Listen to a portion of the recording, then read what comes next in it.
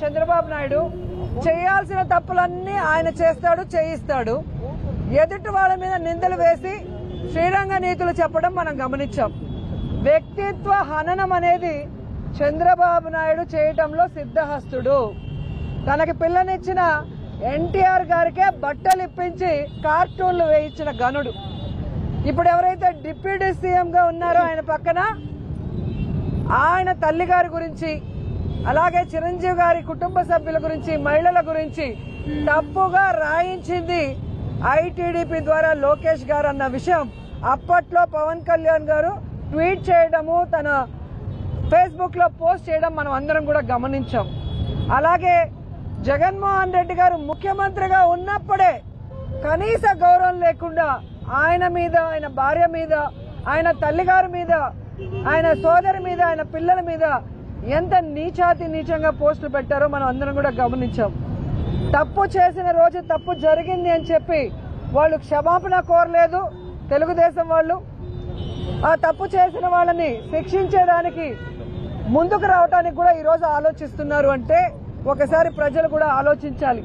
ఎందుకంటే ఈరోజు రాష్ట్రంలో వైఎస్ఆర్ కాంగ్రెస్ పార్టీలో ఉన్న కార్యకర్తల్ని, నాయకుల్ని భయభ్రాంతులు చేయడానికి ఎప్పుడెప్పుడో ఏదో జరిగింది, ఏదో మాట్లాడారు అని దొంగ కేసుల్ని ఫైల్ చేసి కొంతమంది పెయిడ్ ఆర్టిస్టులతో కేసులు పెట్టించి ఈరోజు తప్పుడు సాక్ష్యాలు సృష్టించి, అంటే ఫేక్ ఐడీలను సృష్టించి వీళ్లే తప్పుగా పెట్టి అవి కూడా ప్రూవ్ అయినాయి, మీ అందరు కూడా చూస్తున్నారు. కానీ వైఎస్ఆర్ కాంగ్రెస్ పార్టీ వాళ్ళని టార్గెట్ చేసి మొన్న సుధారాణి గారిని, ఆడపిల్లని చూడకుండా కుటుంబం అంతా హైదరాబాద్ లో ఉంటే కిడ్నాప్ చేసి 5 రోజుల వరకు మరి కోర్టుకు సబ్మిట్ చేయకుండా ఎలా కొట్టారో జడ్జి గారి ముందర ఆమె తనకి తగిలిన దెబ్బల్ని చూపించింది, పోలీసులు వాడిన భాషను చెప్పింది, తాను ఎంత అవమానపడింది, ఎలా బాధపడింది, ఎలా దెబ్బలు తినిందో ఏడుస్తూ చెప్పడం కూడా మనం గమనించాం.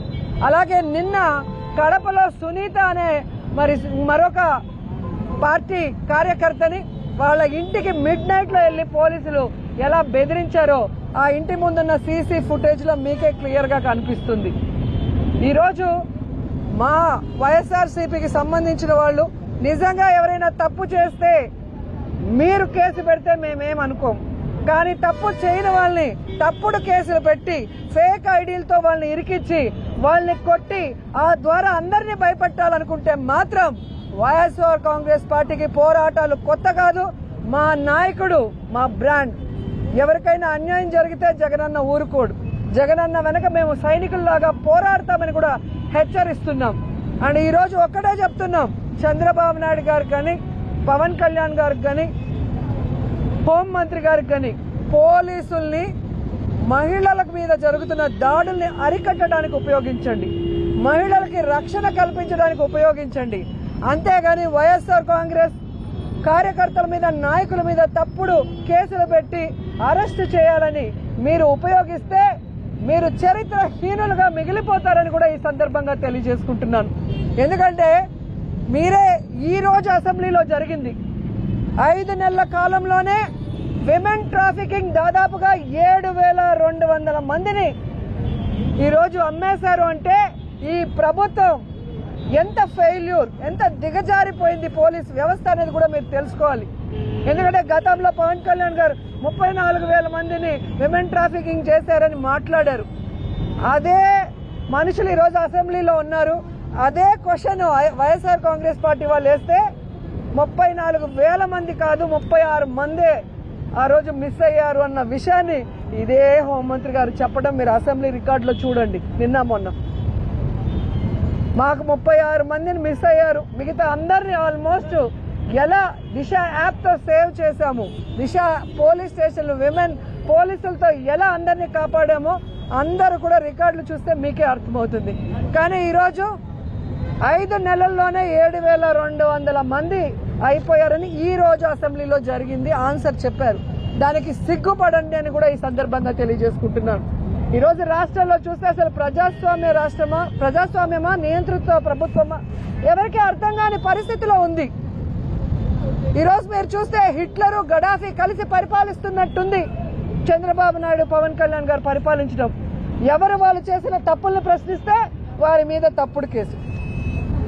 ఎవరు వాళ్ళు చేసిన తప్పుల్ని వారి వీడియోలతో పోస్ట్ చేస్తే వారి మీద నాన్ బెయిలబుల్ కేసులు పెట్టి 3rd డిగ్రీ ఇవ్వటం, ఇది ఎంతవరకు సమంజసం? అంటే మీరు తప్పులు చేస్తే మాట్లాడకూడదా?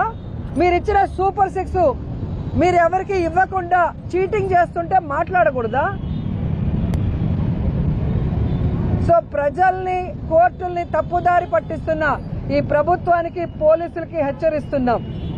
పెద్ద పెద్ద నియంతలే కాలగర్భంలో కలిసిపోయారు. మీరెంత? ఇప్పటికైనా న్యాయబద్ధంగా ముందుకు వెళ్ళండి. మా మీద ఎవరైతే మాట్లాడారో బండారు సత్యనారాయణ లాంటి వాళ్ళు, జనసేనలో పోస్టింగ్స్ వీడియోస్ మీరు అందరూ కూడా చూసింటారు, వారందరినీ కూడా అరెస్ట్ చేసి, ఎందుకంటే వాళ్ళు తప్పు చేశారు, తప్పు చేసిన వాళ్ళని అరెస్ట్ చేసి 3rd డిగ్రీ ఇవ్వండి. తప్పు చేయని YSR Congress party social media వాళ్ళని వదిలిపెట్టండి. లేదంటే ప్రజల్లో కూడా చైతన్యం వస్తుంది, అందరూ కలిసి తిరగబడతారు.